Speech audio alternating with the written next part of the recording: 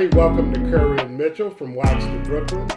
I'm Sheldon Curry here again with my good friend James Mitchell, and we're going to discuss a number of topics in the sports world, but we're going to start off with the Super Bowl preview. So we think you will enjoy it. Thanks for joining us. What's up, good brother? Everything's good. Everything's good. Hope things are well on your end. Everything is good on this end, man. Same on yours? Oh, yeah. Beautiful weather here today in the 60s. And a little spring break here. It's supposed to be 70s tomorrow. Sound like that LA weather, right? Yeah, I think we're in the low 70s, high 60s, low 70s. It's been nice. So definitely can't complain. Even got some clear air, man. That's a treat. That's a treat. I know yesterday I was at certain parts in the city and I could see some of the snow-capped mountains. That's always a majestic sight. I don't care where you are in the world. That is. I always love that scene. Yeah. So. Especially when you're looking towards downtown LA and see and that's exactly it. Yeah. That's looking funny. At, I guess, the San Gabriel Mountains. I'm assuming that's what it is. Yeah. If you're lucky, you see it about 5 times a year, I guess. Had to get my little dig in. You got it, man. You got it. Lucky if it's 5. That used to blow my mind. Yeah. Sometimes you couldn't see across the street. That's right, man. That's anyway, smog, fog, and whatever else they call it up there. That's true. Yeah. That's true. So, man, in 4 days, today we're recording this on February the 8th. So, in 4 days, there'll be a Super Bowl played in Glendale, Arizona, right outside of Phoenix. And it'll be the Philadelphia Eagles representing the NFC versus the Kansas City Chiefs, the top seed and best team in the AFC. And, it should be a good game. Any opening observations as we begin our preview? Well, I'm hoping for a good game. I just hope they both play well. I heard that the Chiefs are going to be without Hardman again. Yes. He's on IR. But they get back Clyde Edwards-Helaire. So their running game, gets a little boost, even though they lose a little bit at wide receiver. So, teams are pretty much at full strength, I think, depending on, how Jalen is and how also Mahomes, his injury, So hopefully they're both going to be ready to go on Sunday. And I'm looking forward to an exciting game. I think it's going to be a rather close game, I think.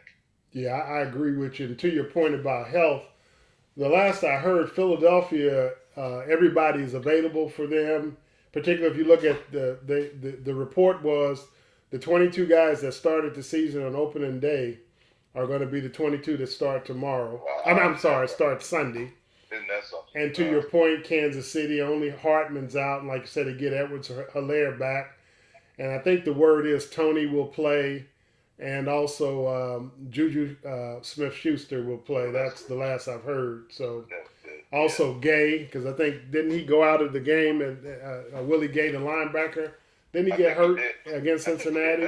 He might come back in, but he did get hurt during the game. Yeah, so for all intents and purposes, sans Hardman, everybody's ready to go. Now, of course, the elephant in the room, is actually Jalen Hurts in his shoulder. Right. Because there seems to be a lot of discussion and scuttlebutt that his shoulder's really bothering him and that his injury was much worse than they're letting on. So that's going to be very interesting.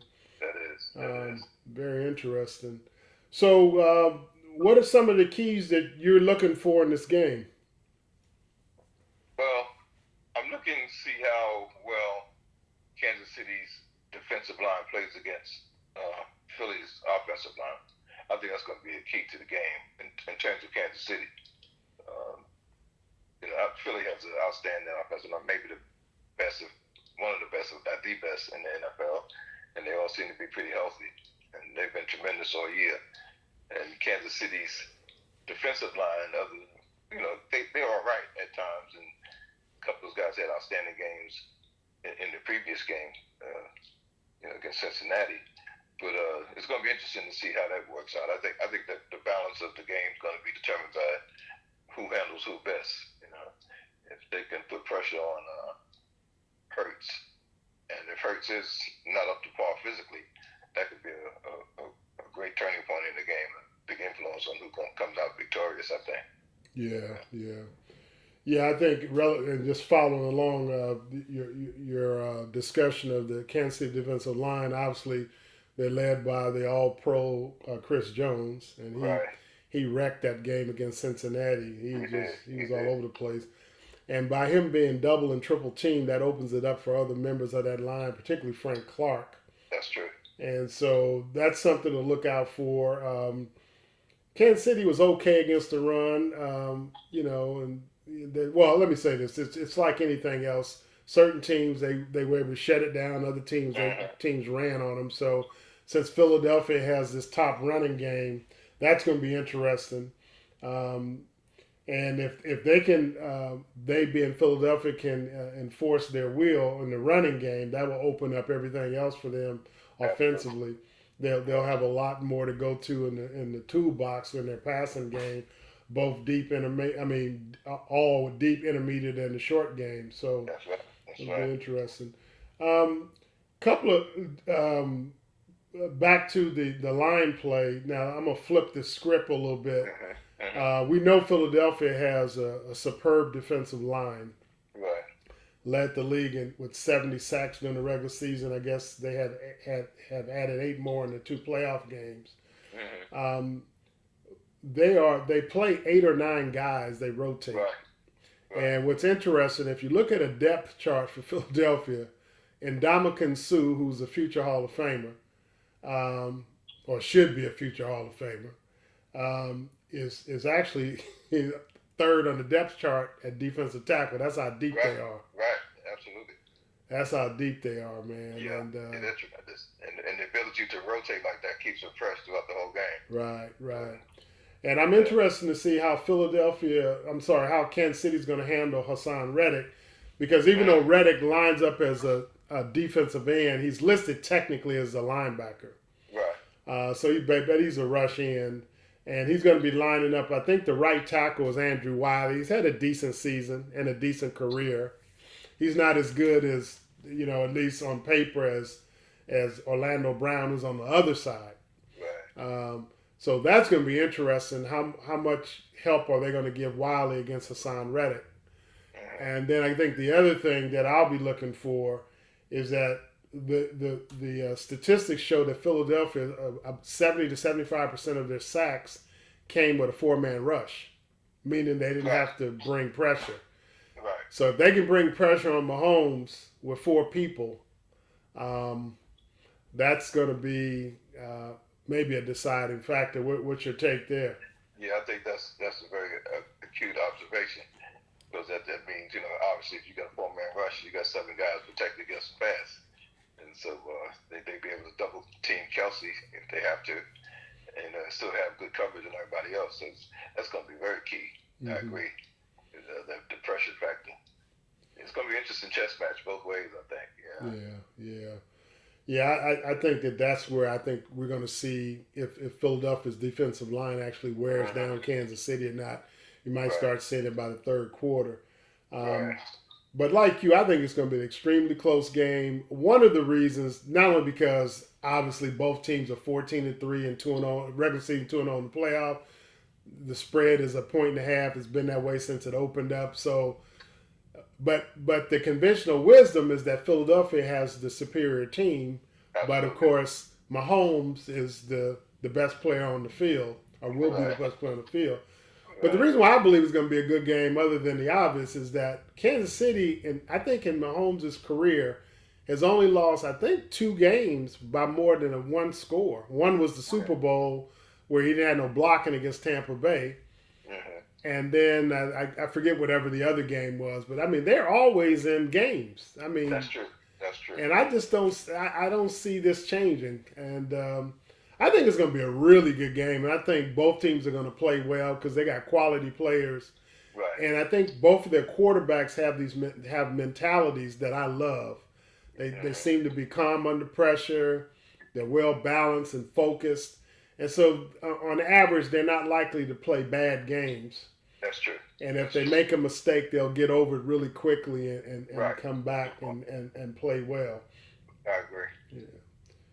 So, any other observations with Hurts, Mahomes, the running game, injuries? Um, I think overall they're really two pretty evenly matched teams, and like you said, Mahomes is kind of an X factor whenever he plays. So you never know what he might come up with. When the play breaks down, he improvises probably better than anybody I've ever seen. So it's hard for me to pick a winner in this kind of situation. I lean towards Philadelphia because as the perceived wisdom out there is that they seem to have the more balanced team overall. But like I said, Kansas City always plays big in big games. So they usually do anyway. So I think it's pick 'em as far as I'm concerned. And as I mentioned before on the earlier show, I really don't have a rooting interest in this one. Other than I just want to see a good football game. Whoever comes out victorious, I'll be happy for them. Yeah. I think a couple of other little points I'll make.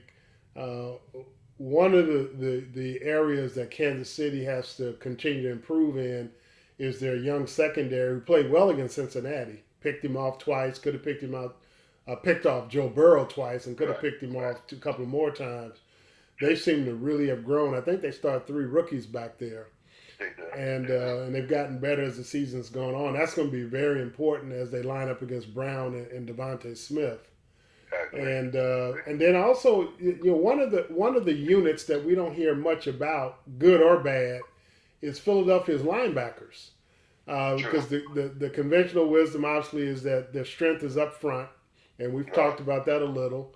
And we know that they have 2 Pro Bowl corners, one in Darius Slay, who might be headed to the Hall of Fame. He's like a 6-time Pro Bowler.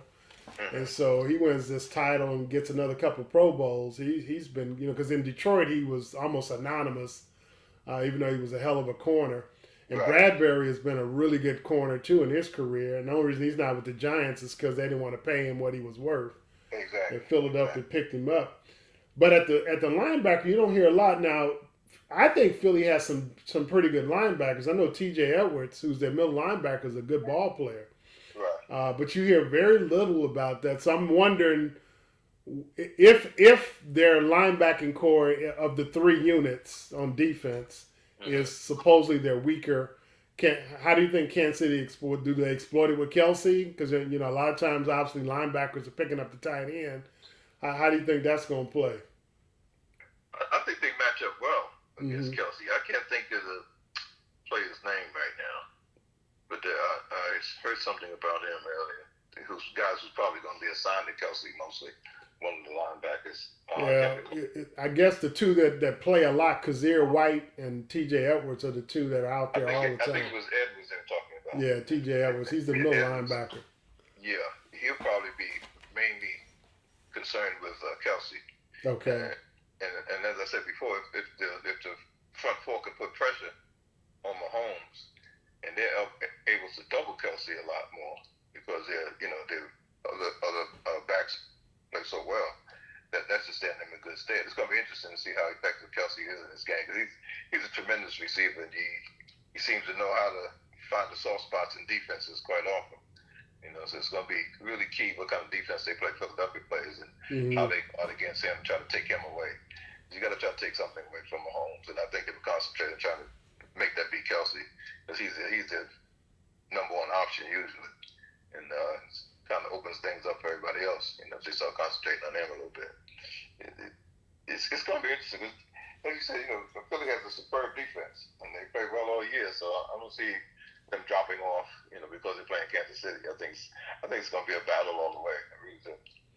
Yeah, the fact that Kansas City, after playing the whole year without Tyreek Hill, they adjusted how they play their offense. That's true. Where they do a lot more in the short passing game, and then they pick their spots if somebody gets deep.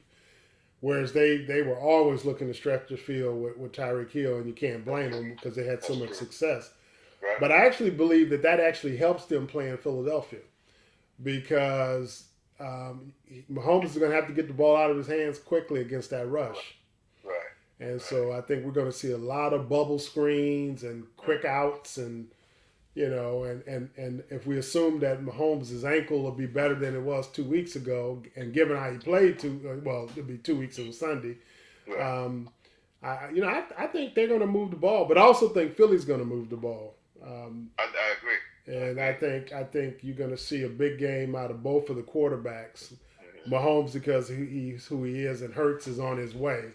Right. And I think even though he doesn't seem to be the type to listen to the noise, but he's got to be tired of hearing people pick him apart after they just dominated two opponents. Exactly. You know, and when we finish this little preview, I got a few things to say about that. Right. Yeah, and I guess one of the X factors for Kansas City going into this too is the availability of Tony. If he's completely healthy, can play, he can cause a lot of problems for Philly. He's an outstanding football player. He is. And he showed some little flashes when he was able to play for Kansas City, what he's capable of doing. So it's going to be interesting to see how they utilize him. Yeah. If they can with Valdez Scantling, Smith-Schuster, Tony, Hardman, Edwards-Helaire. I think I said McKinnon. Yeah, Pacheco. Oh yeah, I forgot about Pacheco. Yeah. So it's gonna be good. But Philly, Hurts, Smith, Brown, throwing their tight end, what is his name, Gollard, Mike Sanders in the backfield, 1,000-yard rusher. Right. Kenneth Gainwell has been really running well, particularly in the playoffs. Quez Watkins is a wide out, gets deep. I mean, I think we're going to see one of the best Super Bowls we've ever seen. Because I just think the way the teams are built, and like I said, and the way the quarterbacks conduct themselves, I just don't see. I see a very good competitive game. Like you, it's hard to pick a winner. The better team, at least all season, all 53 players, is probably Philly by. That's why we see the 1.5 favorite of Philly. Right. Absolutely. But Mahomes. There you go. Right. But I usually don't have trouble picking a winner. Mm-hmm. And like you, I just want to see a good game. I want to see these guys do very well for obvious reasons. Right. But I've been kind of vacillating, man, because but I guess that's what a pick'em game is. I mean, I'm not saying anything that's, earth shattering. But there are some days I think about this. Kansas City, and the other. I said, Philadelphia, and it's probably going to come down to who has the ball last. True.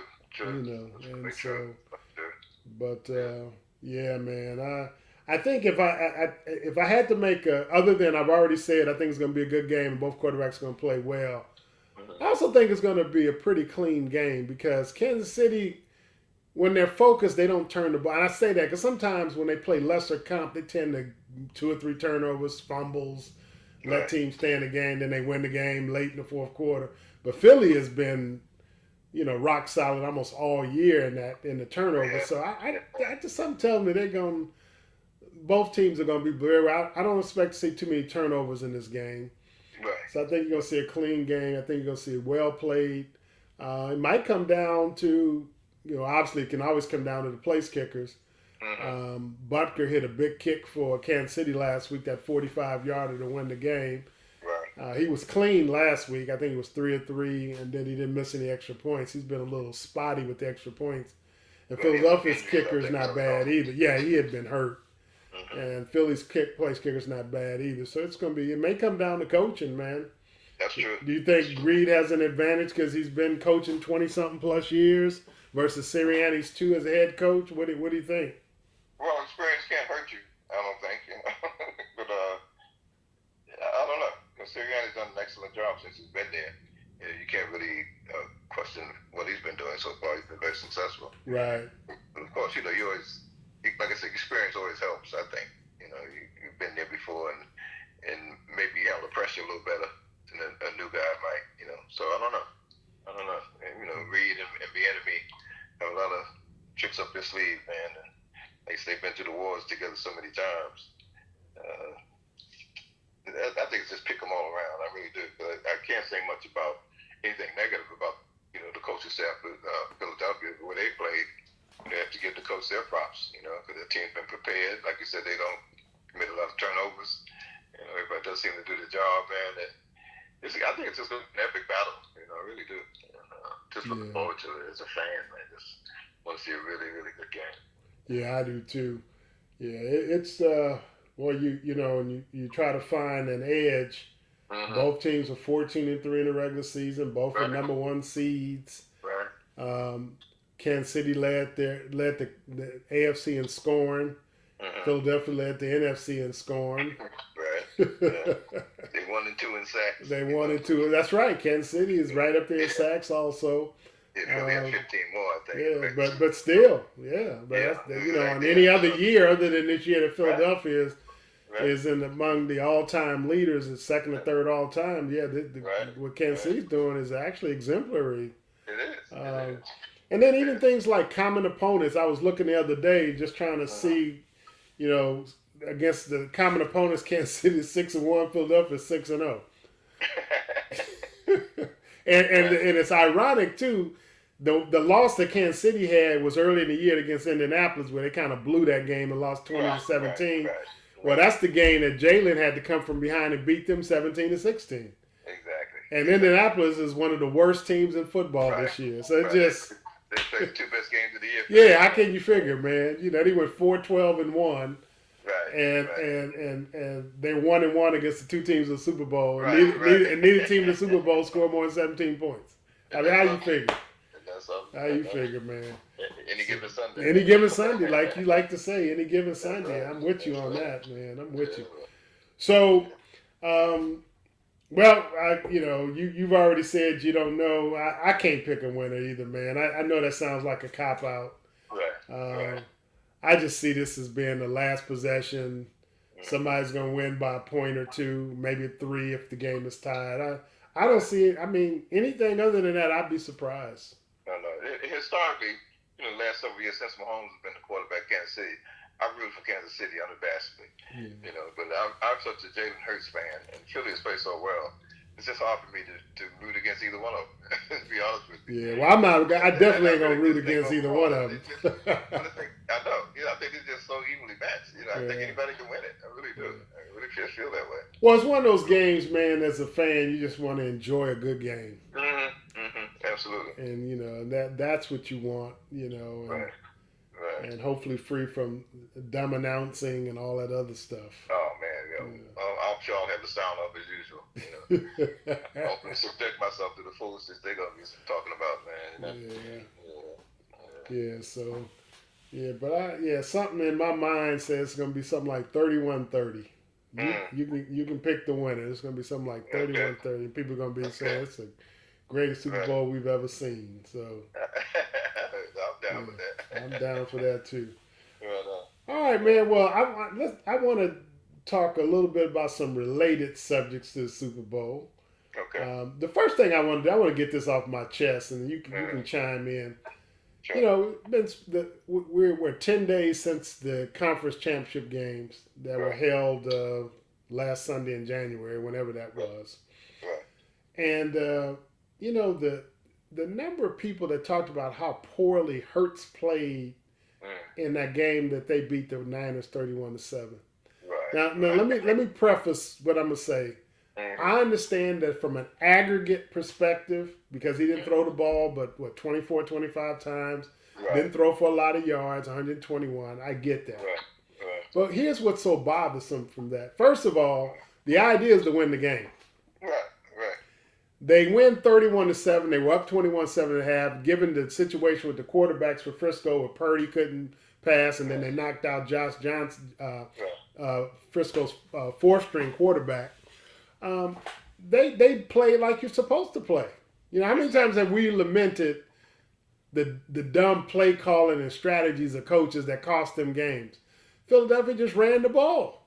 Exactly. Ate up the clock and disposed of them. Now here's where I have a problem with the so-called pundits.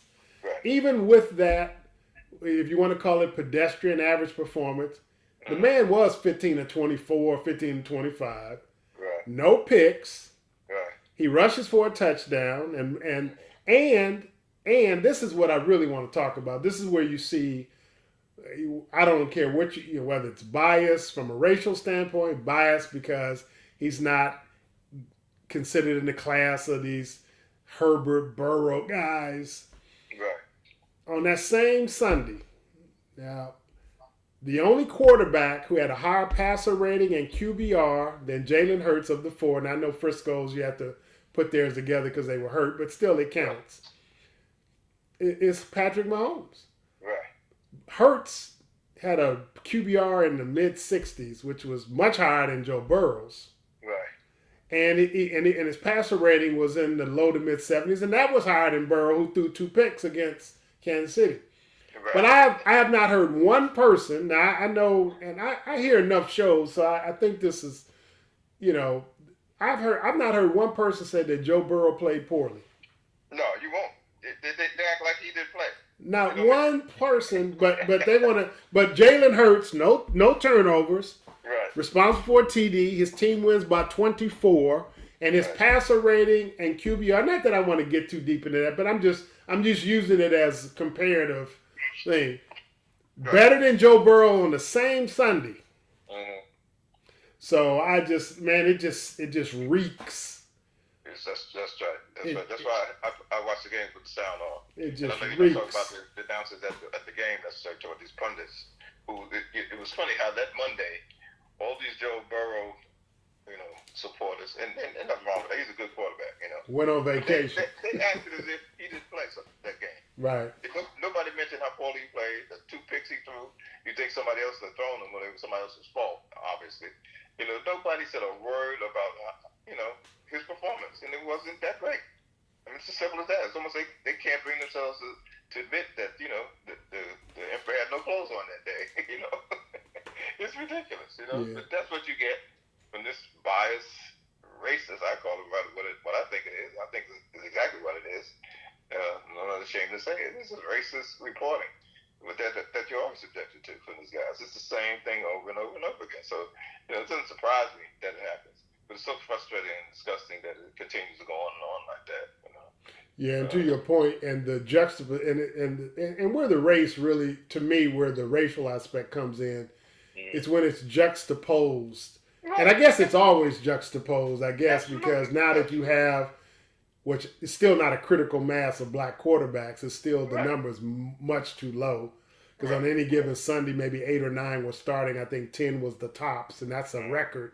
And that's still less than third of all the starting positions in a league that's over 70% black. So, you're never going to convince me that can dominate everywhere else and be, but not at quarterback. So I don't want to hear that. Oh, come on, it's ridiculous. It's the same old thing. Like, making a big deal about the first time 2 black quarterbacks starting the Super Bowl. Well, hell, you never allowed black people to play quarterback. Right. For 40 years. So what do you expect? 50 years, however long the NFL has been around. You didn't allow them to play. So how are they going to get to play? And all I'm going to say is you better get used to it. There's more and more coming. And more people are getting opportunities apparently now, because they're getting away from these statues that you have to stay in the pocket and build a fort around to be successful. Now that, it's becoming fashionable to have a quarterback that can do more than just stand still and throw passes downfield. And you get a couple of Josh Allens and maybe 1 or 2 other guys that can move a little bit. So now it's a great asset all of a sudden, And, black quarterbacks have been able to do that forever. Randall Cunningham, Juan Moon, and guys like that who barely got chances to play. So many guys who didn't get much of a chance to play. It's disgusting. It's the same old trope that you hear over and over and over again. That supposedly we weren't qualified to do this, not qualified to do that. We're qualified to do anything that we have an opportunity to do. And we've proven that in all walks of life. It's the same old racist stuff you get. And, it's just America. So, it's just frustrating. It's nauseating. It's stupidity. But that's America. So, yeah. Yeah, well said, man. And I'm glad you brought the point up about qualification, because, we both stood for many years. It's like, don't ever approach me or you or anybody that thinks like us talking about qualifications. Don't ever come to me and say, they've proved that they could be. Right. They've proved, no, it ain't no proof. Right. It's flat out. It's like that thing we talk about, the color barrier. Ain't no color barrier. No, it's a racial exclusion. You exclude. Ain't no, because barrier sounds like something that's almost objective. Right. Like a 4-minute mile barrier. Something like, well, they're the first one. That's what they're really trying to tell the future generations. The further you get from those pioneering efforts, it's almost like, well, he was the first one capable of doing this. They're the first ones capable of, and that's why I just, man, that. So as much as I'm glad to see Mahomes and Hurts in the Super Bowl, it's not really celebratory in that way because it just reminds me of the star racism of keeping these guys out, man. And then like I was talking about 8 or 9 this year, and a lot of years 4 or 5 in the last 30 or 40 years. And then you got people talking about where it's never been a blop to blop that ever got to this to that, as if that more than half the quarterbacks are black, and then it never not the bloop to blop, the bloop to blop, the bloop to blop. I'm like, get out of here with that mess, This is the first time you had more than 4 or 5 starting in the season. That's it. That's what I'm saying. And like anything else, most of them, when they get an opportunity, like some of the black coaches are on some of the worst teams.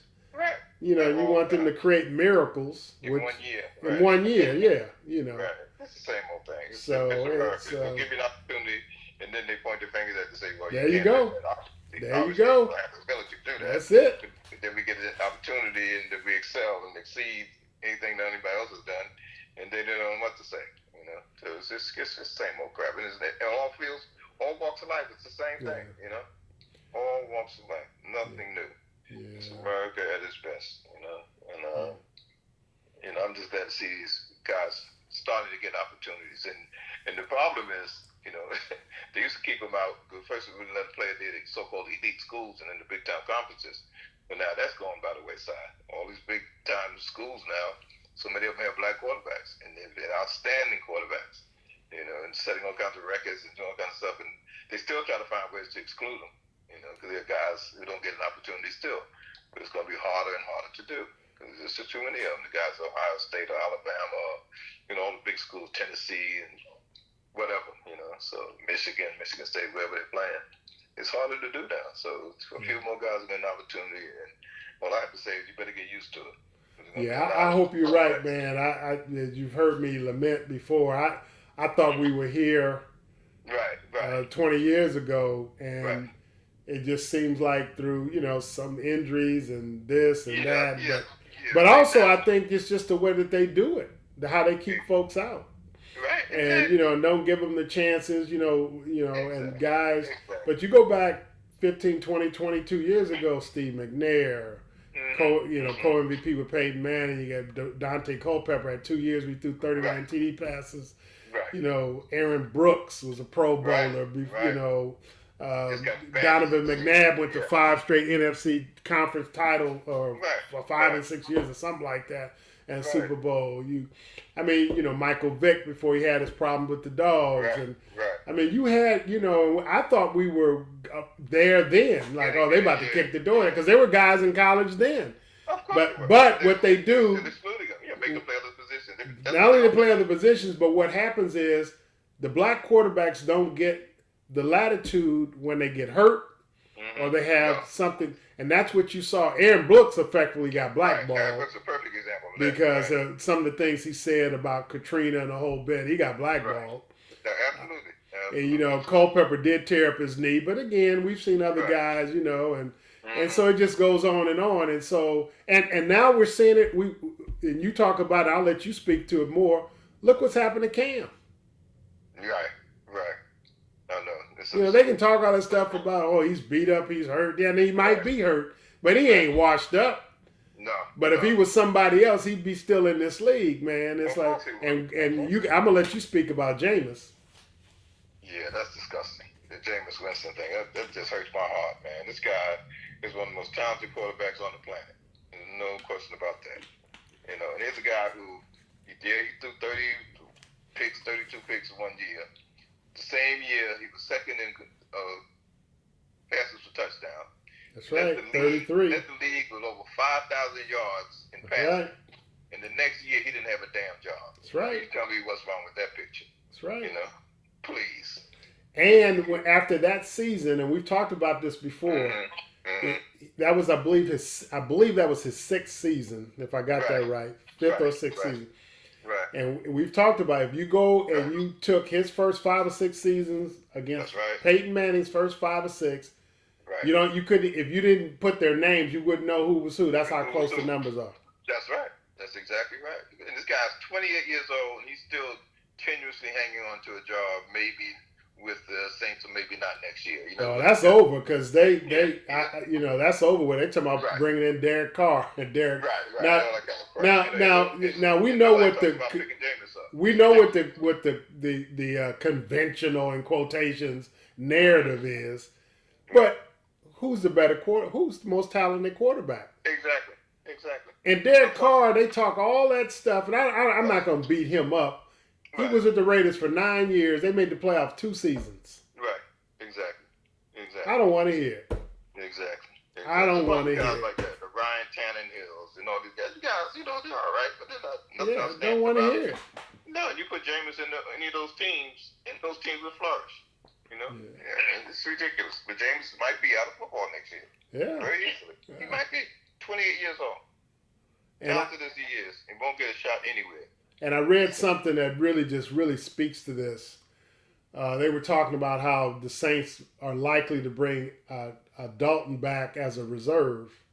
And they talked about the numbers he put up this year, something like 18 TDs, 8 picks, 60-something% completion percentage, even though they didn't, other than a 3 or 4 game stretch, they didn't score much. Right. And then you juxtapose Jameis's season last year before he tore up his knee and the little bit of time he played this year, and Jameis had about the same collective statistics in terms of TDs and interceptions. But obviously he's a much more talented quarterback, and he's younger. Absolutely. And he's going to end up getting released. So it just shows you, man. It just... Of course. Same old stuff. Same old stuff, man. Same old stuff. And all these teams running around screaming out they don't have quarterbacks. I mean, it was Pittsburgh, Houston, the Jets. You could go up and down the list. The guys don't have quarterbacks of not much talent, and they're looking for quarterbacks. But nobody mentions Jameis Winston. No, it's obscene. I just feel so bad for him because he's a really talented guy. And And your word obscene is just what it is, because you take a guy that's talented, that's had some success in the NFL, right. And they treat him like he's somebody that threw 2 touchdowns and 29,000 interceptions. Exactly.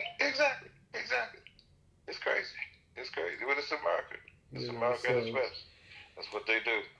So and then I'm going to segue because we're talking a lot about not necessarily selling. Well, I don't want to rain on because I'm really happy for Mahomes and Hurts. Oh, of course. But it shouldn't be an oddity. Right. It shouldn't be. There you go. And I think that's good.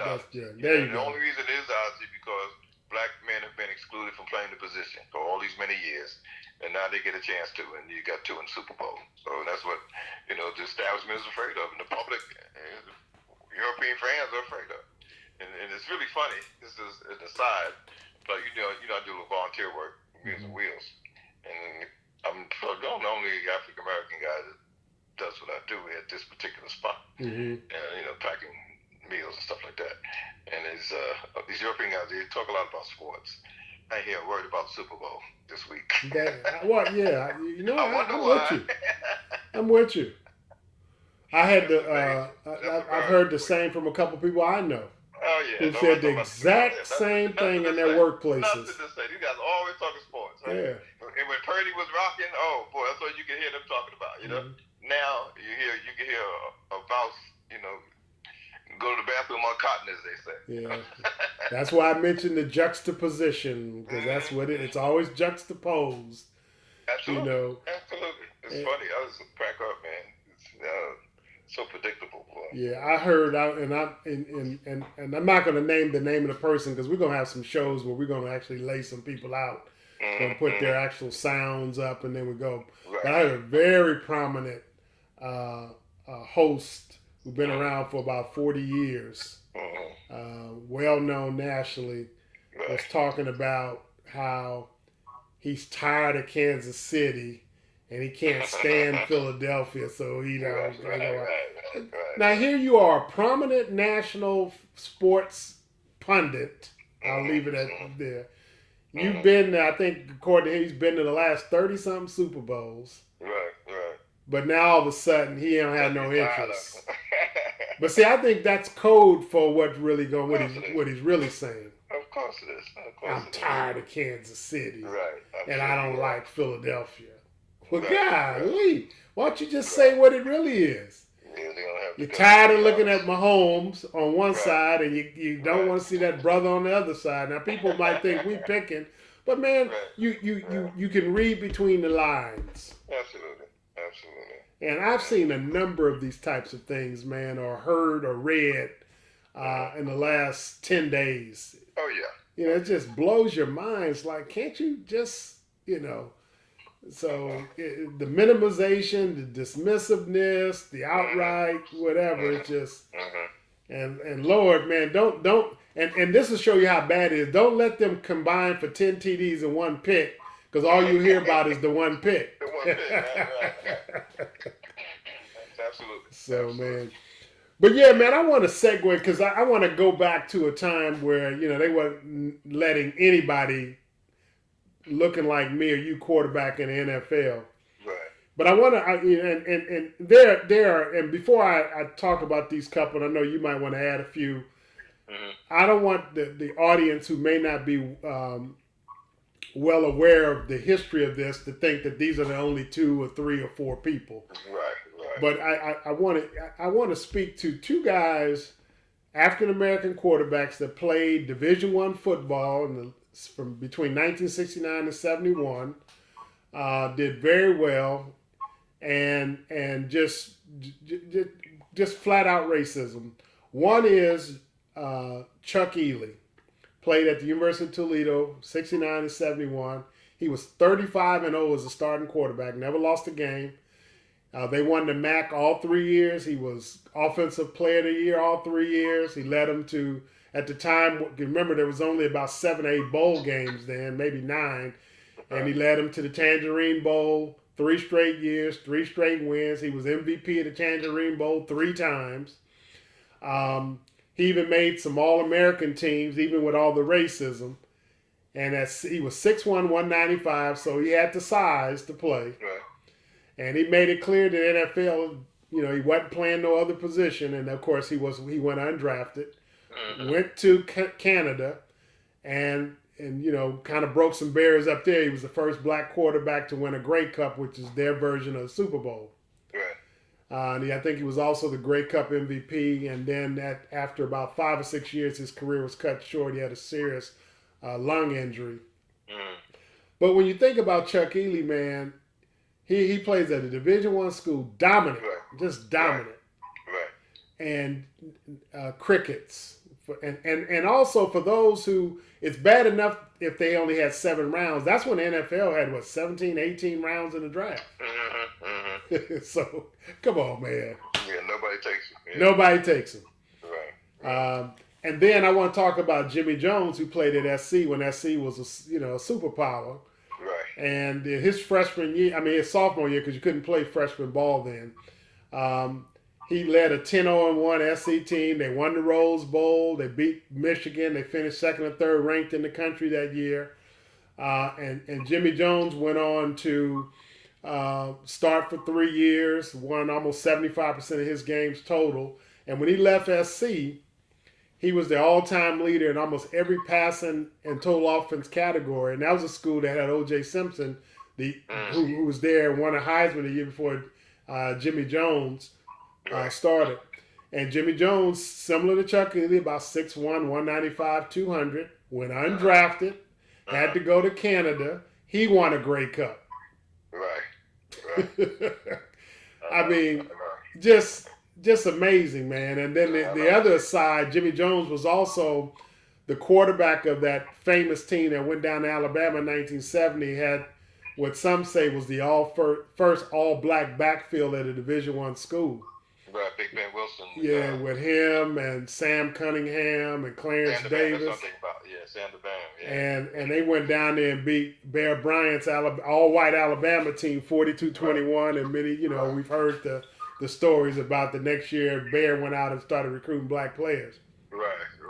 Absolutely. And so Jimmy Jones was the quarterback of that team. Right.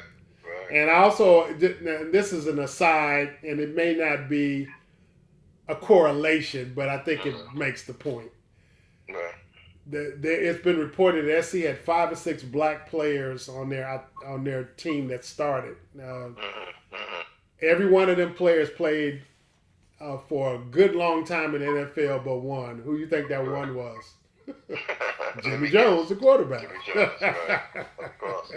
So anyway, man, I just had to throw it out because this stuff ain't new, man. So when people looking at the Hendon Hookers at Tennessee, and C.J. Stroud at Ohio State, yeah, there are more of them now. But there were some guys like Jimmy Jones and Chuck Healy and some guys that followed them, and of course Warren Moon and Randall Cunningham after that. So I just want people to understand this ain't new, and those guys should have been in it for a long time ago.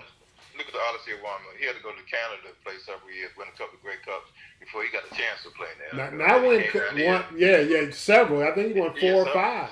He won 4 or 5. Yeah, before he even got a chance. Then he got a chance to came to the NFL and tore that up. You know, he's in the Hall of Fame now. But he should have been playing his whole career in the NFL. There's no reason why not. There's hundreds of guys before that. There's a guy who was back in the 60s in the AFL and NFL was still rivals. Who I mentioned to you earlier off phone. Elvis Dickey. Yes. Elvis Dickey was a legendary quarterback at Tennessee State. He threw for over 6,500 yards, 67 touchdowns. He was accurate throwing with either hand. He was 6'1", 198 pounds. And I read a thing on Wikipedia. You can look up Wikipedia, whatever, credence you give to the information there. And said that despite him having an outstanding training camp, they made him a wide receiver, never let him play quarterback. So, he was on the 6-8 championship team in the AFL with the Raiders, but he never got a chance. There's hundreds of guys like that at these schools, or mostly black schools, because of segregation. That never got a chance. And James Harris. Yes. James Harris, Shaq. They laud him now. But I remember when he was playing with the Rams, he had an outstanding year. One year they let him play. The next year he had to come back. He had to fight with Pat Hayden for the quarterback job. They wanted to give him to Pat Hayden. Pat Hayden couldn't carry his shoestrings. It was ridiculous. But that's what these guys were facing, man. He never really got a shot. And Shaq actually had James Shaq Harris. He threw enough passes to qualify for the passing title 3 years, 74 through 6. Right. But the irony was he led them to the playoffs in 74 and 75. Right. And there were fewer teams that went to the playoffs in those days. That's true. And then, if I recall, in the 75, he got pulled. Now, I don't know if he got hurt, but he got pulled early in that game, and a lot of people questioned why Chuck Knox did that. After, because Harris had such a successful year because they had Jaworski and Pat Hayden on those teams. Right. And then in 76, Shaq ended up losing his job. Now, here's what's interesting. I'll never forget this, and it's more anecdotal. But I think I remember this correctly. This was, 46, 47 years ago. The Rams were headed to the playoffs. They were going to be, if not the top seed or one of the top teams. Harris had lost his job to Pat Hayden. Now, we all know, for all they want to say about Pat Hayden, you just look up his numbers. He was barely 5'11". Right. Come on, man, please. No. It was a joke. It was a joke. But he was a hometown hero. But he was a hometown hero, and then, of course, they didn't want black folks as quarterback. Right. But I'll never forget this, man. The last game of the regular season, they were still playing. There was still a 14-game schedule. James Harris, who had started earlier in the year, needed 7 or 8 passes to qualify for the you needed 100. In those days, you needed 10 pass attempts per games played for your team, so that was 140 to qualify for any of the rate stats. And so he came into the game. They were playing the Atlanta Falcons. I'll never forget. I hope I'm not remembering this wrong. But he came in the game. The score was something like 45-0. Right. So they're on their way to the playoffs. They're killing this team. He's a reserve quarterback, and there were a number of boos, man. Boos. Shaq ain't never done nothing wrong. Didn't do anything. It was almost like they didn't. He came in, he threw his, and he ended up leading. If you go back and look, now he didn't lead the entire NFL, but he led the NFC in passer rating. So if you ever go back and look, he led the NFC in passer rating that year. But I'll never forget that, man, as long as I live, that they booed this man. And so it was obviously because he was black or because he was black and they didn't want him to qualify for the passer rating. Rams. That's all. And that was really it. I think Shaq got to play a half a season or a season later with the Chargers, and he was gone. And he was gone, man. That's it. He was gone after that. He was out the game. That's it. So this thing, man, there's so many stories like that. Joe Gilliam in Pittsburgh. Oh yeah. Now the conventional wisdom is that Joe Gilliam hurt himself with drugs, but nobody's talking about that. Him and Kerry Bradshaw, well, they were on the team together for about 3 years. Right. Let's fast forward to 1974. Joe Gilliam was the starting. Now, Bradshaw was the first player picked in the 1970 draft. Right. But by 1974, if I got this right, and I think I do, Joe Gilliam had beat him out for the starting job. Right. And Pittsburgh started that year 4-1-1. I'll never forget this. That's right. And because there were even articles in like Sports Illustrated talking about how the fans, the season ticket holders were up in arms and blah blah blah blah blah. And I think Gilliam had one game, like young quarterbacks, he had some good games and some not so good, but he was still playing as well or better than Bradshaw. They 4-1-1. Absolutely. And he had a game where I believe, if I got this right, he threw for over 350 yards, and I believe that was still a passing yard record at the time. But the howls and the cries were so strong that Chuck Noll, the Pittsburgh coach, started Bradshaw in Game 7. Right, I remember that. And Bradshaw went 6-2 the rest of the year, and they won their first world title that year. I remember that. If I'm not mistaken. Right. And if you look at Bradshaw's numbers that year, and you look at Joe Gilliam's, they So my point is that those could have been Joe Gilliam's. Absolutely. And early in Bradshaw's broadcasting career, I'll give him credit for this. And I say early because there was a change after he got older. He used to openly admit that Joe Gilliam was a better quarterback than he was. I've seen him do that. I used to give him props for admitting that openly. But it changed somewhere after he was on the air for about maybe 5-6 years. And then he stopped doing that. But he knew. Everybody knew. And talk about Joe Gilliam's drug demise, it had a lot to do with the way he was treated. That's what a lot of people say, yeah. A lot of that. Now, I had an opportunity to meet Joe Gilliam just once. And, I can't make a big character assessment on him, but he was just, and this is a nice guy. I was glad I got to meet him, let's put it that way. He's an interesting guy, really nice man. I met him once after a basketball game in Washington. It's when KC Jones was coaching the Bullets at the time. Yeah, and they were together coming out, and I knew KC, and I got a chance to meet Joe. Cool brother. Yeah, anyway. he was part of that lineage of those great Tennessee State quarterbacks. You mentioned Dickey, him, and then after him, Joe 747 Adams. Right, that's right. He didn't get a shot either. No, that was the whole history of the black quarterbacks in the black schools. They couldn't go to the big white schools, and outstanding quarterbacks. All the other guys were, cherry picking from the black schools to play the Buck Buchanans and Willie Laniers and those guys. What makes you think the quarterbacks couldn't play? Well, of course. If everybody else can play, why couldn't they? And that's my whole point. That's why I refute all that junk. All that junk that they create these narratives around nothing, and then everybody runs with it. Right, big historic event. We got 2 black quarterbacks. Oh, please. About time they finally got a chance to play. And it takes you back. I talked earlier on the earlier show about how my brother went to the 1949. This is a different sport, all-star baseball game at Evans Field. And at that game, there were 4 black players. The first time, Jackie just came in 47. And you had 4 black players made the all-star team. Dovey in the American League, and Jackie Campy and Nuke from the Dodgers, right? And they're all these guys. Now, 4 guys on the all-star team in the Major League Baseball. And there's probably only 8 or 9 black ball players in the Major Leagues at that time. And 4 of them on the all-star team. That's right. I mean, come on, So all this, they couldn't play or were they as good? Give me a break, please. It's absurd. The same old racist crap. I get so sick of it. All my life has been the same thing. It's never changed. It's amazing. And I think I might have mentioned before, my father, who was born in 1902 and died in 1992, he'd be 90 years old. turn of the century, pretty much. It was almost a whole century. And not long before he died, I'll never forget, he told me, he said, Jimmy, nothing has changed. Mm. That's a sad commentary on the world and this country, but it's so true. Nothing has changed. It's basically the same way it was when he was, back in 1902. You look at the stuff we're going through today, the same politically, socially, economically.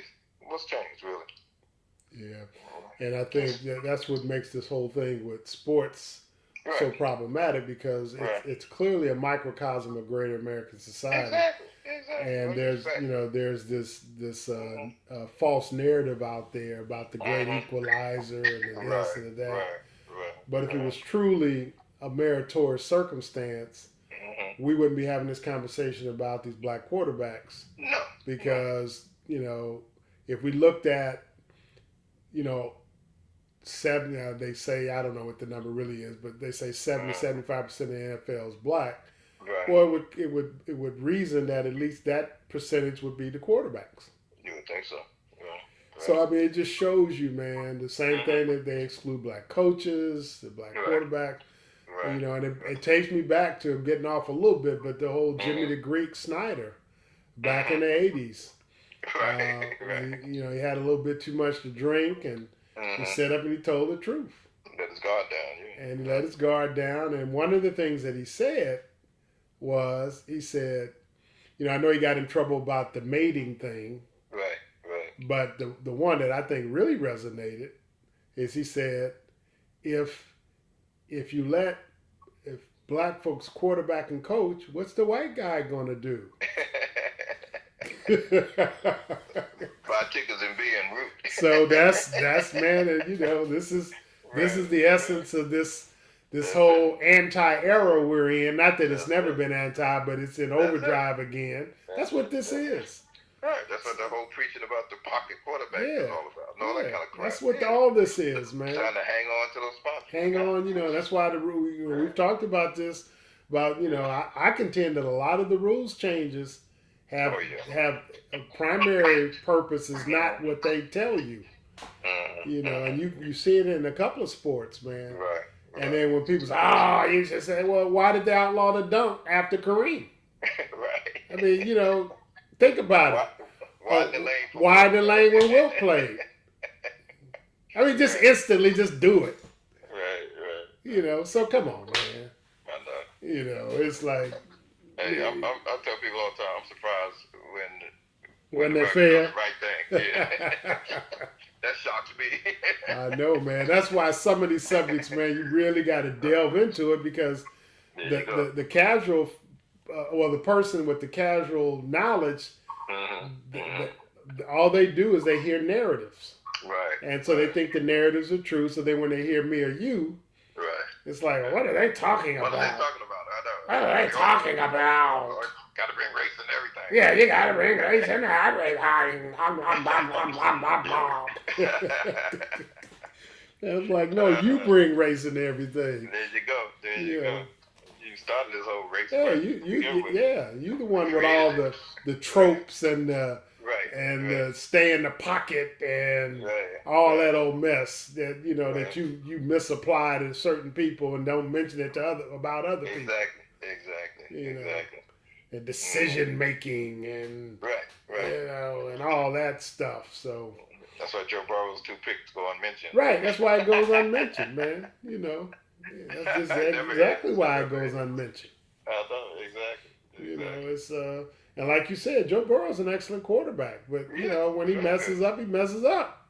And if you're gonna be objective, you just say, "Hey, he threw a couple of bad." Exactly. I told you, I heard somebody trying to justify both his interceptions. Right.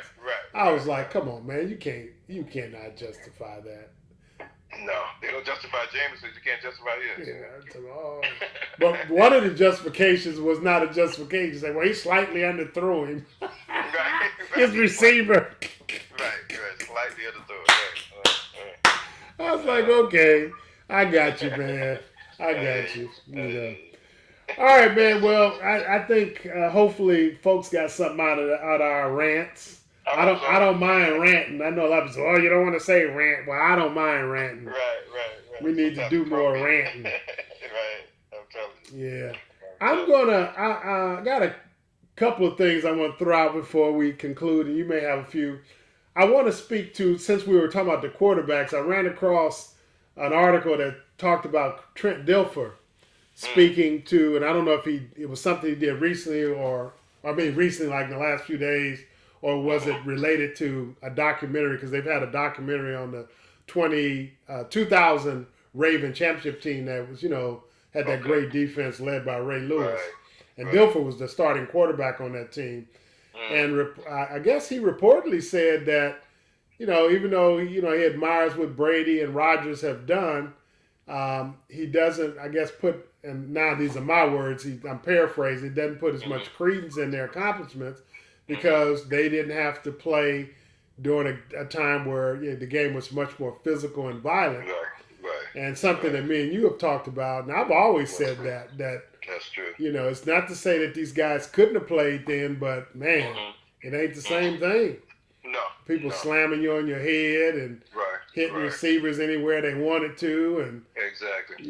So I just want to throw. I don't know if you have something to say about that, but no, there's a lot to be said for that. I mean, the rules have changed to favor the offense and to protect the quarterbacks ad nauseum. At some point, I mean, the quarterback used to be treated like any other football player at one point. That's it. And that doesn't go on. That doesn't happen anymore. Now you can't hit them below the knees, or you can't hit them high. You can't touch them basically, without getting a flag thrown on you. So, you can't take them to the ground, which is the most ridiculous thing I've ever seen in my life. You dive in to tackle somebody and you hit them, and if they got the ball out of their hands, you're supposed to somehow pull a cartoon stunt. Right, suspended midair. Stop. Not laying on the guy. That's amazing, but that's a rule. He fell on him. Yeah. He fell on him. I mean, it's football, man. Come on, But anyway, so Trent Dilfer was making some very astute points. And it's accurate. The things have changed, man. It's a different game. Yeah. Yeah, so they have all these padded stats and all that kind of stuff. Because and that leads to the thing where Tom Brady's the greatest football player. I mean, come on, please, give me a break. Yeah, I mean they need to stop Tom that. Brady, he stopped the greatest football player. Tom Brady, he's a good quarterback. Very accurate when you protect him. He can make all the stuff when he was younger. He made the throws. He made good decisions usually. Didn't mess up too much. But goodness gracious, he won 6 Super Bowls. I mean, come on. Well, if we're gonna be objective with any of this, man, it has to be. If you're a Brady, you can say he was really good for his era, and that's it. I know people like to compare, but you can't compare Tom Brady. I even heard Lawrence Taylor saying the other day, I forgot about that. I should have brought it with LT. LT said the same thing. It's like, wait a minute, you can't hit these guys. Right. It's like, so, and I mean. It's this glorification of the quarterback, especially European quarterback. Oh, because they try to make it seem as if it's an isolated sport where he's playing golf or tennis or pool or bowling. He won 6 Super Bowls. But what about the other 53 guys on the team, 52 guys, whatever number it is? Willie McGinnis and those guys, and, the Seymours, the Brewskis, or whoever. They had great teams, excellent coaching. Really beat themselves. That's right. They had great defenses, and then there was Super Bowl games with Brady threw a touchdown pass and a halfback threw a touchdown pass. So who won the damn game? Right. Is Brady won the game? No, I don't think so. The Patriots won the damn game, and Brady was the quarterback. And Brady was the quarterback. He did his job, right? Yeah, he didn't screw up, but just glorification of the quarterback where he won or he beat this guy. Come on, and it's like that in all team sports as far as I'm concerned. That's why. Frustrates me with this basketball stuff. Who's the greatest and who's the best? It's a lot of foolishness, in my opinion. It makes good conversation. I guess people have fun with it. But to take it seriously, it's kind of absurd, really. Brady's a good quarterback, and if nobody can tell me that if you were going to pick a quarterback, all the guys that play quarterback in the NFL, that you would start with Tom Brady based on ability. You wouldn't do it. So come on. He did his job most of the time, and you can give him that. But, he's human. He's like anybody else, and he played well. And he was successful with a good team. They had a great run. So, anyway, it just frustrates me to keep hearing that foolishness over and over and over again. It's that's the narrative they want to put out there. Yeah, and like I say, when you get away with stuff like that, things that we can see and we can analyze and use common sense, But because it's a microcosm of great society, you know what's going Right. on in these boardrooms and these other things that you can't always see. Because that mentality, it's that same mentality is out there, man. It's just this myth making, because that's what I call it, myth making. It is. That's exactly what it is. Making want to make you believe what you're saying. It's like no. Right. And I have no trouble giving it up if you deserve it. No. But he was good. He was good. He did his job most of the time. Like I said, but you go back and I wish I had copied that article. It was several years ago. But some guy, I think it was a Boston sports writer who broke down Brady's career in Super Bowls. And in games he played really well in games he played average in. He just played all right. They won. But there was a game where he threw like I said earlier, I think he threw a touchdown pass in one game and a halfback threw a touchdown pass in one game. He threw for like 100-some yards. Didn't make any turnovers. So you gonna say he won the Brady won the game? I mean, come on. It's that kind of. He threw for 52 yards his first Super Bowl win. Yeah, that's what I'm saying. Stuff like that, and people tend to forget. He had a lot of good breaks on this side too. The interception with Seattle. Oh, that foolishness. That is to me one of the most racist political moves that destroyed a team, in my opinion. That Seattle team. They would have won 2 Super Bowls in a row had they scored a touchdown and given that ball to the running back. Marshawn Lynch. Yeah. Remember that year, Marshawn Lynch wasn't talking to the press. Right, I remember. He was the boogeyman black guy. Nobody, disgruntled athlete. So, they wanted him to be the face of the Super Bowl win. So they didn't give him the ball. They went to this pass play and it cost him the game. Yeah, after he carried the ball from the 5 to the half-yard line on the previous play. Right. Hadn't got negative yards the whole game. Yeah. And they're going to throw a play. Well, we're going to throw. That was a political move because they didn't want him to be the face of the thing. I don't care what anybody says. And Elliott lost his team with that play. Carroll. They might have won the next year, too. Pete Carroll. Pete Carroll. Yeah. Pete Carroll. I think they might have won the next year, but he lost his team with that. This guy didn't want to play for him anymore after he pulled that crap. And they all knew what he did. It was ridiculous. It was just ridiculous. Yeah. And you remember, Seattle got the ball because the greatest player ever threw a damn pick. Yeah, he threw 2 picks in that game. I can see it now. He was in the sideline with his head in his hand. I remember that. He was the happiest guy in the stadium when he threw that pick. He was jumping up and down like crazy. I don't blame him. They faked his butt. But so it's just ridiculous. And then the Atlanta game 2 years after that, the 28-3 lead they blow, had an 8-point lead. Right. Atlanta's driving, killing the clock. Right. 4 or 5 minutes left in the game, and then Kyle Shanahan and calling pass plays and Matt Ryan. Right. And then threw an incomplete and then get sacked and put him out of field goal range. And New England, if I remember right, scored on the last play and then got a 2-point conversion, winning on. Yes. That's right. So that's football, and it happened. But, and I give him his credit for doing what he had to do coming back. But I'm with you so much. Yeah, I think your point is so much goes into this stuff, and that when you like I've heard a well-known pundit talking about he could be 10-0 in the Super Bowl. So he gets full credit for all 7, and then you talk about the 3 he lost. Right. Like the game against the Giants, the first loss, that team that was 17-0, scoring all the points with Randy Moss, scores, what did they score, 14 points or something? Yep, they shut down. Right? And then this pundit wants to talk about how Belichick's defense allowed the Giants to go out and score at the end of the game. Well, you only scored 14 points. Right. Exactly. But that's supposed to be in Brady's column because But he don't talk about what went in Brady's column with the Seattle game or the Atlanta game or the Ram game. Actually, both Ram wins. The first Ram win, he threw for 152 yards. The second Ram win, years later, they win 13-3. Right. And in Mahomes' first year in the championship game for the AFC. That's right. Kansas City had a beat, and this all-pro linebacker, so-called, lines up in the neutral zone, and Brady nullified a pick that Brady threw that would have ended the game. And I think that's the year that they end up beating the Rams 13-3 in the Super Bowl. Right. He got the ball back, and to their credit, they drove down the field and scored. Right. But he shouldn't have got that opportunity. He should have been out of the playoffs. Yeah. So his luck is in ability and luck come together a lot of times. And that's the way sports are. But I think what you're speaking to is not only the whole issue about records and all this loss, but also how the narratives go.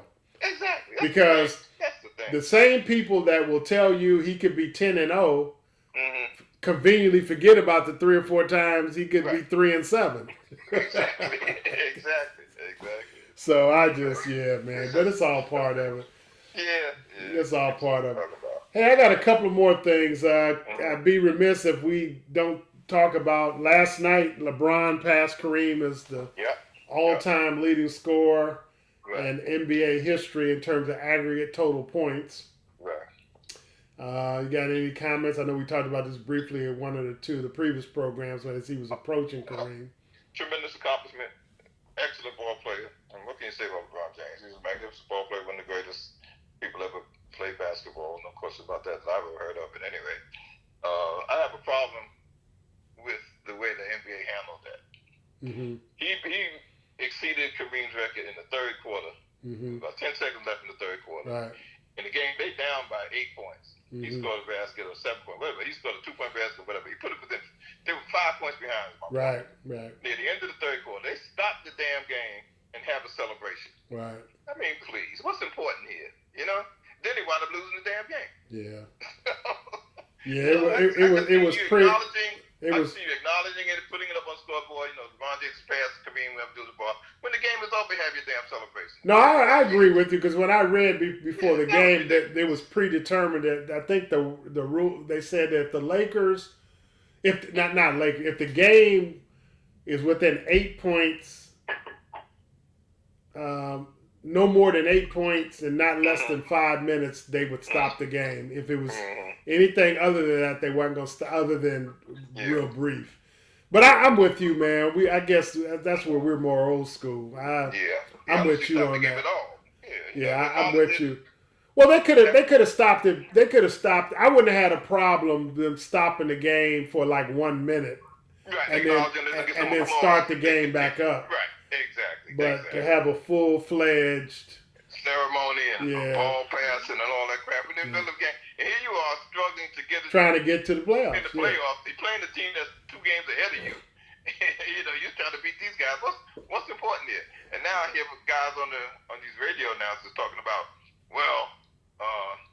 Anthony Davis. Oh yeah, I heard about He didn't applaud. They just what the hell is going on here? They picked it at him. Game. What's he supposed to do? Do cartwheels because this guy scored the basket? I mean, come on. What's important? It's just too much of this me glorification crap. No, you hit it, man. This is not what's wrong. LeBron, no, I know you're not. I know you're not. But it because when I did the same thing. When I kind of thought the same thing. It's like, well, wait a minute. What's what's important? What's important? Because it does minimize the whole team aspect. Right. It really does. And then, there are people who say, oh, you're fuddy-duddies and you this, that, and the other. But the problem with that is that you start getting into the essence of the game because it speaks too much like people talk about all this load management. Right. And what that means to teams in the league. And it's kind of, in some warped way, it's kind of in the same vein, so... Right. And I'm with you. I'm not drawing any shade to LeBron. It's a great achievement. Not at all. And the fact that now he's the greatest aggregate scorer and he's 4th in career assists. Right. And then he's had all first team all defense. And I mean he has just been a remarkable player. No, he is. He's unbelievable. And everybody was talking about how he looked like he's like he did 10 years ago physically. Yeah. He takes care of himself, man. Yeah, and that's a character thing. I heard today they were talking about him on Keyshawn's show, and Krzyzewski was on there for a minute, and he said that he did something early in the year, a couple weeks ago, with LeBron. I don't know what it was, kind of appearance somewhere.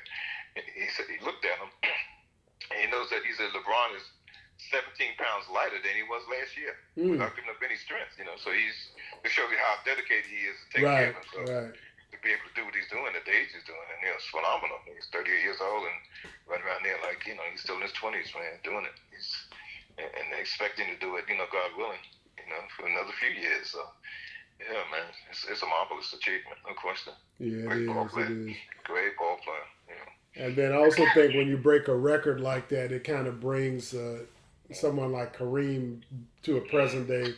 And I have marveled. Now, we said this before because we've paid homage to Kareem Abdul-Jabbar. Right. But I've marveled at his entire career. And, and as I mentioned before, you could make a strong argument, not only the greatest player, but also the most decorated. Right. Or one of the most. And I know that, for lack of a better term, there are more decorations now because they got all kinds of, now they even got conference MVPs that they didn't have. So there's going to be a lot more hardware, for lack of a better term, decorations or awards that players can win that they couldn't when Russell played or Chamberlain played, or even when some of the years Kareem played.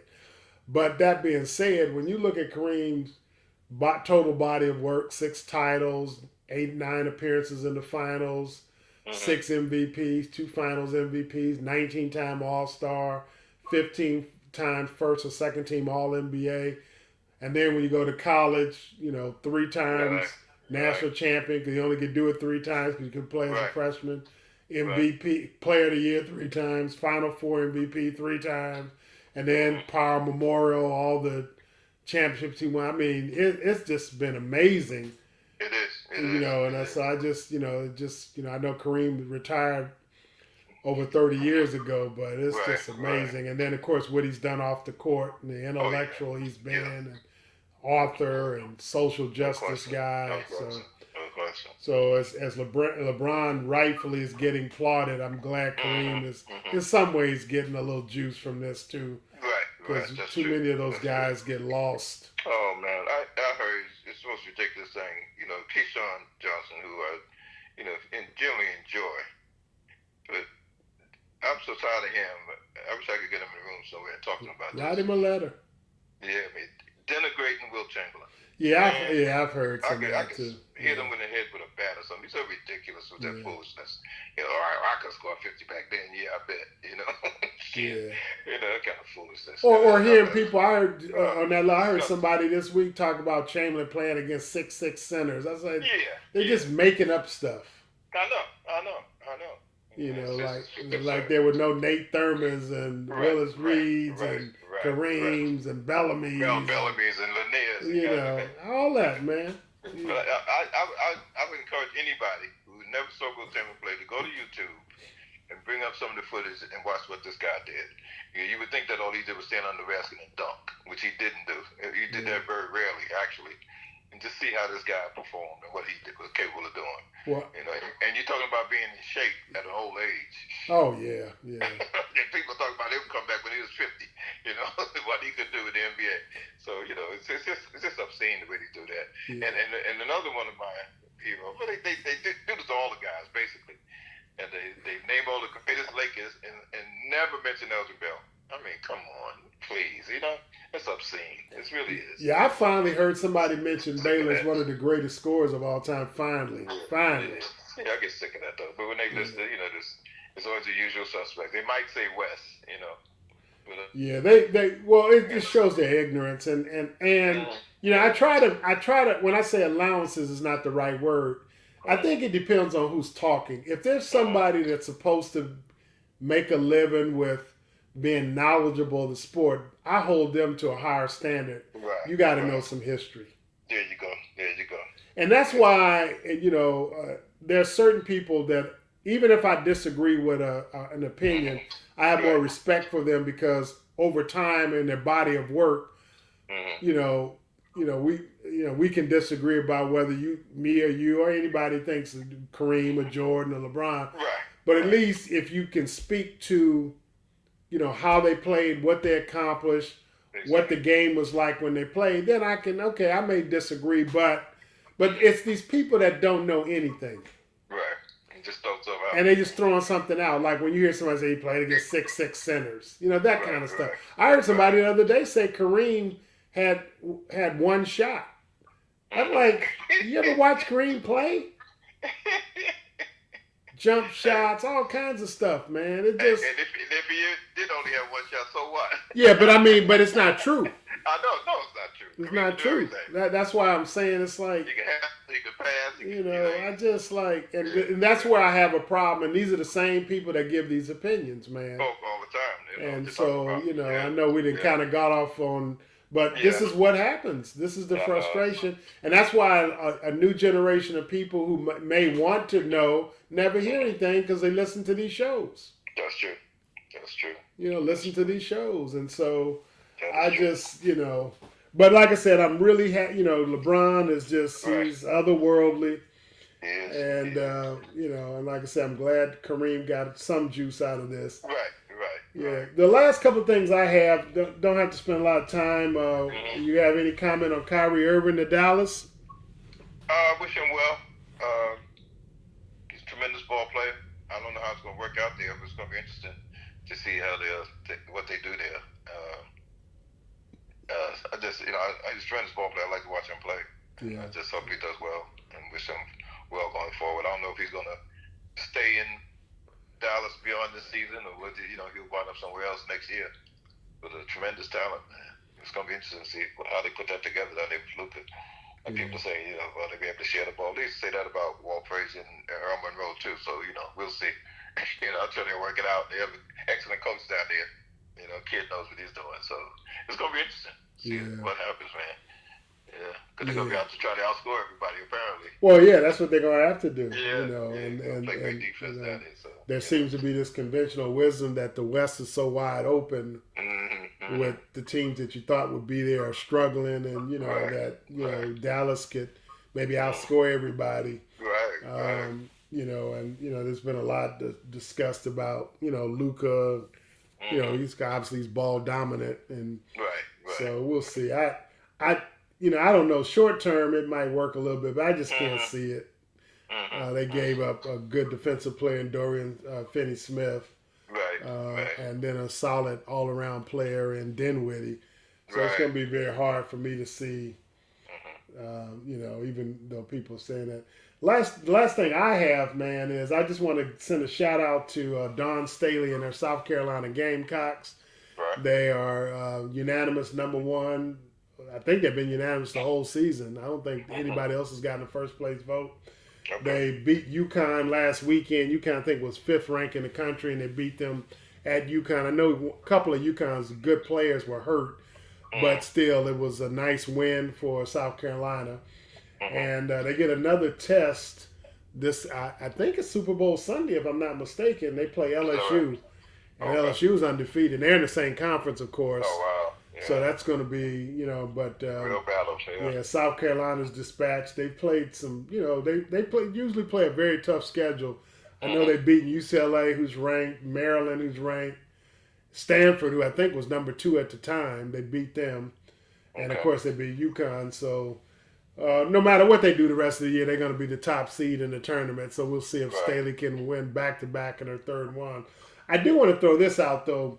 I read the other day with Gino Auriemma, the coach of UConn, he's won a lot of titles, was complaining about one of his star players getting effectively beaten up by South Carolina's physical play. And Don Staley's not having it. You know, she's saying, like, I don't want them to put that out there, so if we have to play them again. And then what I loved about with Staley, she said, when UConn is beating us, we don't complain. We give plaudits and credit to the other team, and I expect the same for my team. I heard that. So it made me think about, again, we had to go back to yesteryear, how they used to talk about Patrick Ewing and John Thompson's Georgetown teams when they were dominating. They had to turn them into something other than being an excellent team that played hard-nosed defense. Like they were thugs or something. Like, you know, even though all of them was graduating and all did very successful in life, but you know, so Don Staley, good for Don Staley. It's like you're not gonna dog my team like this. That's right. Let that get started. Yeah, nip it in the bud. Nip it in the bud, man. Nip it in the bud. Good for her. Well, that's all I have, man. We've done this almost 85 minutes. I don't know where the time goes. I don't know either. It just goes. And we just go and go. Yes, but hopefully that audience, though it's still small, but we're going to be rectifying that in the near future. Hopefully they've learned a few things, because that's what we want to bring to the table. I guess time flies when you rant. Yeah, we was ranting, boy. Folks say, them old dinosaurs. Right. Yeah, but you learned something from these dinosaurs, I can tell you that. I would hope so. Yeah, I hope so. All right, man. So looking forward to Super Bowl Sunday, as we say. I think we're going to see a good game. I think we're going to see good performances out of Mahomes and Hurts and others. I certainly hope so. So, man, you, until we do this again, you continue to do your thing on your end of the world. I'll do my best. Yeah, and I know you got some things you got to take care of. I know you'll come through that stuff with flying colors and take care of them. Thank you. I appreciate that. Yeah, man. So until we meet again, brother. All right, brother. Take it easy. You too, man. Take care. Later.